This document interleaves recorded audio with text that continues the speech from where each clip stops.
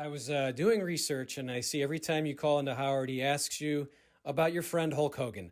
Can you still be friends? Is there ever a chance you guys reconcile? I haven't. I did some research, and it doesn't sound like you guys are chatting. I would assume that's probably not going to happen. But do you someday think there's a chance that you and the Hulkster can become friends again? I would hope. He was the godfather. He's the godfather of my son. Obviously, the situation that we went through, not all of the story has been properly told. The sexy story is that Bubba let Hogan fuck his wife, and I tried to sell or distribute this tape when I didn't. There were other people that stole this tape. I am very regretful in my and the whole thing and the way it went down. He's truly, one of my very best friends in life. I would like nothing more than to apologize to him or have the opportunity to. We went through, 10 or 12 years of a really good friendship we were best friends, just best friends. I watched his kids grow up. I participated in a lot of part of his career. And, I was the person that would go in. Hogan is such a mega star that he kind of was a little freaked out when he would go to the surgeries that people would take pictures of, his wiener and stuff like that. So for like the last 4 or 5 years of our friendships, any procedure I would go in the operating room with him and scrub up and have to sign all these forms. And I would be to kind of have his back. So I was very close to him. I'd love to have an opportunity for us to be friends again, but I understand where he probably, is very mad at me. I could understand where his wife would be very upset with me. And so as a man, I understand that may never happen. I would love to apologize and for that not to be, but I do understand where that wouldn't happen. Right. And then the irony of it is there's these guys that took the tapes from you. And then conversely, can you kind of be, all right, I forgive you, Spice Boy. I forgive you, Cowhead. No chance, right? So, I mean, is it weird? Like you want Hulk to, I know it sounds weird, but you want Hulk to forgive you, but it's going to be hard to forgive those guys. So, you can understand where he's coming from, I guess. Well, you know what? And it's hypocritical as that may seem, if you look at it this way, and the fact that what Terry, my wife and I participated in was nobody's business, would have never been seen by anybody. It was 3 consenting adults in an open relationship that was only our business, and nobody would have ever known. My surveillance system didn't captivate it to distribute it. It wasn't my mindset. Never has, never will. In fact, it ruined my life. Why would I ever sign up for anything that had happened? I am guilty of letting my wife fuck my best friend. That's not everybody's cup of tea. My moral compass has obviously changed tremendously since then. I was running hard back then. That's what fucking rock stars did, whatever. And maybe I was a little full of myself. That being said, that's what I'm guilty of. I'm not guilty of distributing this thing, not ever wanting to get out. It was never going to get out. I probably didn't responsibly secure it. But I've never had a theft problem in my building. For the 14, 15 years I had these guys work for me, I've never had so much as a piece of gum taken. I never thought anybody would go into my office, inventory what I have, and take this to destroy my life, which it did. Had that event not happened, or not been taped, or not have been stolen and distributed, my life would be far different right now, for the better. Yeah, no, but it does. As you seem, completely balanced. I love that you seem kind of at peace with the world. I am curious about your relationship with Hulk, though, because you're a wrestling fan. I'm a wrestling fan. How did you guys are in Tampa? You're in Florida, and that's where he is. That's where you are. Does he just hear the show? How do you guys meet? And does he? I'm really curious. Did he tell you that he was going to be the third man of the NWO? Did you know him by that point?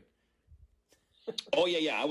I was just kind of starting to hang out with him when the NWO stuff was going down. That was kind of our very first start of our friendship. And so I kind of saw all that kind of go down. I knew it was coming. Hogan had creative control. Hogan had a lot more with TNA to do with Turner and WCW than people even. And not only was he the number one talent, but he had all kinds of contract clauses where he had, you know, right of refusal. He had creative control, you know, the Bash of the Beach, you know, that whole thing was because he has control of the finish. And so that was probably one of the most exciting times in with my friendship with Terry is the birth of the NWO. You know, I don't know wrestling will ever be able to emulate that. I don't know that, you know, as big as Cena got, as big as Vince's franchises are now with the Fox distribution and how sexy it is. I don't know that wrestling would ever be able to outdo the NWO era. I'm not talking about the latter part of NWO. I'm talking about the beginning of NWO, the first three. It's almost like when cable TV became something. Like you're never gonna, you know, you're never going back to channels 2, 4, and 5. It's like out of the box. But we're talking about that. I'm curious then when he gets, you know, the Vince Russo treatment and he walks out, does he call you like right away? Do you call him and go, what the fuck? Yeah. You know, as a matter of fact, Brad, I'm probably fucking up by, I just found it a couple of days ago. I was looking at my archives and I have the phone call. He called my show the next day after Bash on the Beach. And I probably should get that and put it up on YouTube or something because he fucking laid it all out. He laid it all out and said, you know, I was on the phone and what he was most worried about is what Nick, he actually took Nick to that pay-per-view and Nick saw all this bullshit happening backstage and all, you know, Jared laying down and Russo going out and cutting a shoot interview on him out there. You know, when Russo went out there and that was a shoot, what Russo was saying was a fucking shoot. And so that's what he was most worried about. And when he ended up suing suing Russo and WCW and all that bullshit, that his son having to be exposed to all that was a lot of the lawsuit. I thought it was great. Yeah, and I thought it was so awesome. And this is kind of when I sort of kind of zoned out. Was after he left the WWE again. I with the Rock WrestleMania match is awesome. But the NWO comes back. That's when I've zoned out. What do you think of where we are today with the two companies? I mean, it's such a weird time because there's no fans and it's like, but I was sort of out of it anyway. Like to me, I feel like these guys need to have a little more color in their tights. Like Bret Hart wore pink and Hulk wore yellow and Jake the Snake wore green. Like everyone's in black. You know, that was my major thought of the day a couple days ago that. They just need to wear some color. Everyone's wearing the same damn thing. They all look the same. What's your take on grappling in 2020? I think you're right with regards to and with the color, I think comes charisma. You know, I think everybody, there's not a real heel. I mean, you know, everybody's kind of these tweeners and you just don't have a real badass heel. Like, I mean, you had real heels back in the day and you know, I mean, I like the idea of Jericho going over to Khan's place. I think it's good for the business. I don't know that I think Vince has built up such an impenetrable. I don't know that you can take. I mean, I think the Fox distribution just took Vince to a whole nother level. I think he's got some huge infrastructure. I think Hunter's very smart. But I think the boys need two places to be able to go tit for tat. I think the boys will always get screwed unless you have another alternative. And so I think that, you know, I've become very close with Matt Riddle. He comes on my show a lot, and I think I think Matt Riddle actually has a lot of the it factor that it might end up getting a pretty good push because he kind of has something a little bit different, that surfer bro kind of deal. But I think that wrestling has gotten kind of bland, and I think that everybody's in this, I don't want to call it the Me Too movement because that's more of a girl and guy kind of deal. But I think everybody's afraid to offend. You know, like remember Vince back in the day, if we had during the 80s, the first thing we have an Iranian bad guy and, you know, the Iron Sheik and, you know, there was nothing that was politically out of bounds. You could make fun of it or have a character. I don't think you can do that anymore. And because you have Fox and now these bad people that want bad things or just some attention have a distribution method. Back in the day, we just had the kayfabe sheet. You know, you just got the Wrestling Observer, and you kind of knew a little of the ins and outs. And you know, kayfabe has really been broken, and the distribution of social media and stuff hasn't helped wrestling at all, I don't think. Yeah, there's something there it's too corporate. Is basically where we're going.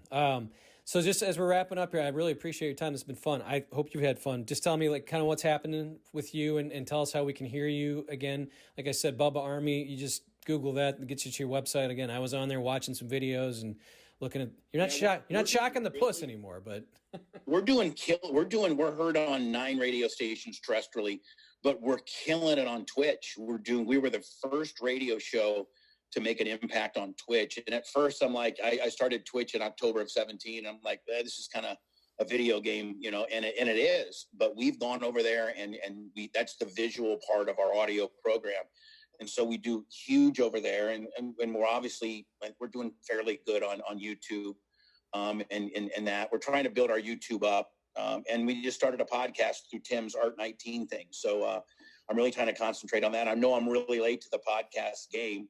And I don't necessarily know how I'm not as of an expert on podcasting as I am, I think, on terrestrial radio. So there's a lot of things that are different on podcasting. Podcasting in some instances is harder than regular radio. It is. It's kind of more of a grind. So I'm learning the ins and outs of that, and they're taking 45 minutes of my daily show and kind of repurpose it into a podcast that's available anywhere you get your podcast stuff under Bubba Army. So Bubba Army is kind of a global search if you want to find some stuff, and probably some pretty messed up shit that we have done in the past as well that I'm not so proud of. And I want people to know that if you missed our first conversation, we talked about the whole how Bubba ended up at Sirius. So I was really interested to hear all the behind the scenes stuff. But I am curious what this blackball thing. Do you think it was the Clear Channel stuff? Do you think it was the Hulk Hogan stuff, or is it just everything in between that just basically sort of kind of screwed things up for you for a while there? I think it's the whole body of work. I think I think that it started out with probably the sex tape, and then it's the Nielsen issue, and so it was a perfect storm. I've done a lot of it to myself. I really have. I can't blame anybody but myself on some stupid stuff that I've done. But with this documentary that I got coming out, I think it'll tell. It's not going to vindicate me, and it's not what I want. I don't want vindication. I just want the side of the story that has not been published by the media, and because it's not cool to make me look like a victim. And I have been a victim on some of this stuff, and I've also been the culprit of some of this stuff. But let people see the stuff that's not been reported, and they can form their own opinion. 50% will still hate me, and 50% will say, wow, I didn't know that went down like that. What is the name of the documentary? Where will we be able to find it? I know it's probably still in its early processes. Yeah, it's so early that I wanted to call it "Video Killed the Radio Star" is what I wanted to call it. They think that that's too event specific with regards to just one event of fuckery inside my life. So it's going to be it's I don't know what it's going to be called. But and it's not even been picked up. We're shooting it now. And that whole documentary world is not nearly as sexy as what people think, either. You shoot a pilot, you see if you can get some interest, see if you can get a series funded. So it's a whole world in itself. I'm assuming now we did cover a little bit of the Hogan tape last time, but it's something that really changed your life, right? I mean, that one little instant, isn't it crazy how one thing like that? And I was curious about. Does Hulk finally understand that you weren't behind it? I mean, it seems like with kind of the settlement I saw, he understands it. I mean, you had the camera, but you didn't distribute it. And I think he knows that. He just can't. He's been so highly compensated that he doesn't want to get into it, and I wouldn't either, because you don't want to remind people of that event, especially when it wasn't cool to him, and I don't mean anybody to take what I'm saying as that, but I mean, Hogan's made 50 or 60 million from it. I lost my job and my credibility, and so one guy's on the good side of it, and one guy's on the bad side of it. Although he did get the money, but there is a part of that tape that does not make him look favorable and has kind of screwed him a little bit. Hey, pay me $66 million, and you can think of me any way you want. But hey, I mean, I shouldn't be saying that. That's not corporate Bubba. Sorry. No, new Bubba, 2021 Bubba.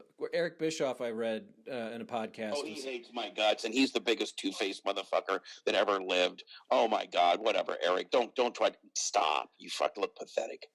I mean, he said you took advantage of him, that you'd have him on, you had Hulk on at times where he shouldn't be on.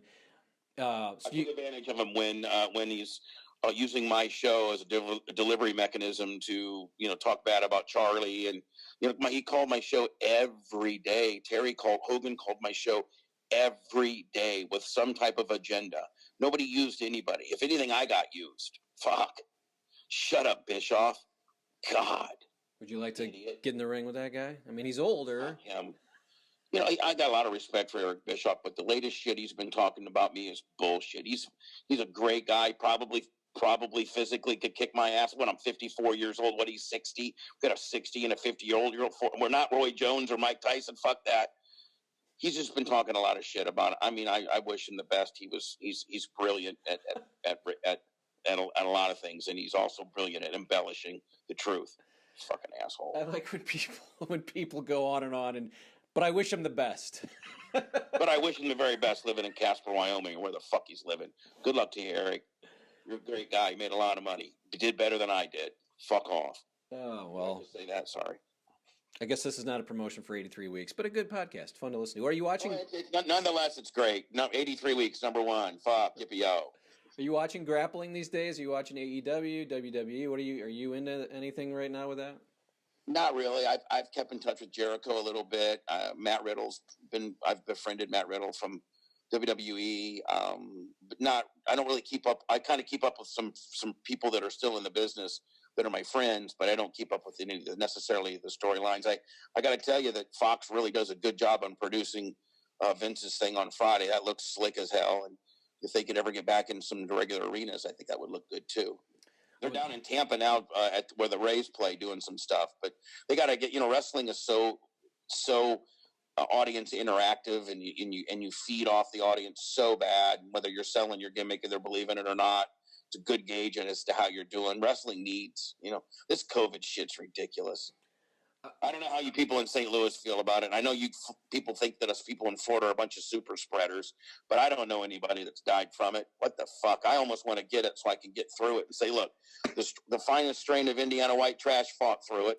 Everybody. I mean, listen, there's a lot of people dying from it, but I just think this is a bunch of bullshit too. I do.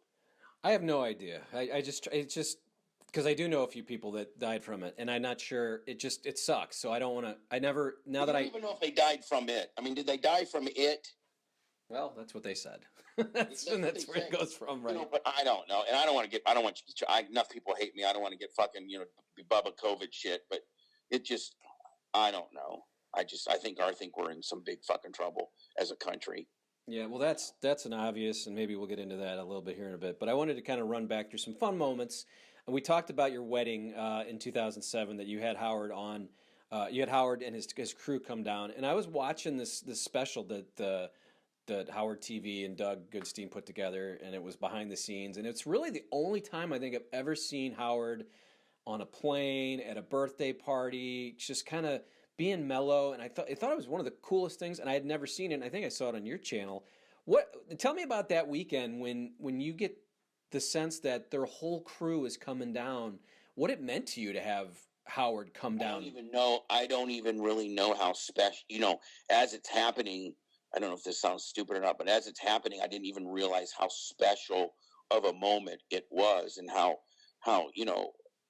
sacrilegious it is for Howard to go anywhere, and how he doesn't like to go outside of his bubble. And I think Howard had talked about on his show that after my wedding, it inspired him to propose to Beth because he just saw how beautiful it was, and if that makes any sense. But I think he was very inspired by it. I think it's one of the reasons why we still keep in touch as friends. I think he had a good time, and we respected his privacy and made it comfortable for him. And it was so sacred that I didn't even know how sacred it was while it was happening. And what I got out of it was the fact that his crew even got like Artie and even Sal and Richard, which they came into your show and created. Yeah, everybody, Robin, everybody was there. I mean, Doug, Tim Sabian, like all these people that have been on here. But it was interesting, and of course Artie. I always ask, "How's Artie? Do we talk to Artie? Can we get a hold of Artie? What is going on with Artie? Do you have any?" I'm in the same world as you, bud. I've even got a hold of some of his comedian friends. Tim can't get a hold of him. Opie, I can't. It doesn't seem. I had Nick DiPaolo on, which is Artie's former buddy, and as soon as I brought Artie up, Nick didn't really seem to want to talk about it either. So I don't know. I'm afraid that the inability to get a hold of Artie might be something not so good. Artie's been completely ghost now for 30 to 45 days. I don't know what that means. I hope it doesn't mean what I think it might mean. Well, did you hear his conversation with Nick at all? I did listen to it. And it was very odd, I would say. It was. I heard a little bit of it, and I heard so little of it that I started listening to it, and I'm like, it doesn't seem right. Something seemed off, like they're mad at each other. Yeah, I didn't understand. This was his, like, hey, I'm coming back out, and then nothing has happened since. I just want him to be good. I want him to be. And Artie could kill it right now. He really could, Brad. He could go out if somebody could handle him and get him, on a pod, a regular, consistent podcast with a Twitch and a YouTube, and somebody just, spent some time with Artie. He's so fucking brilliant. He really is. I just hope that he's, not on the shit and not doing stupid stuff, because he's just so brilliant.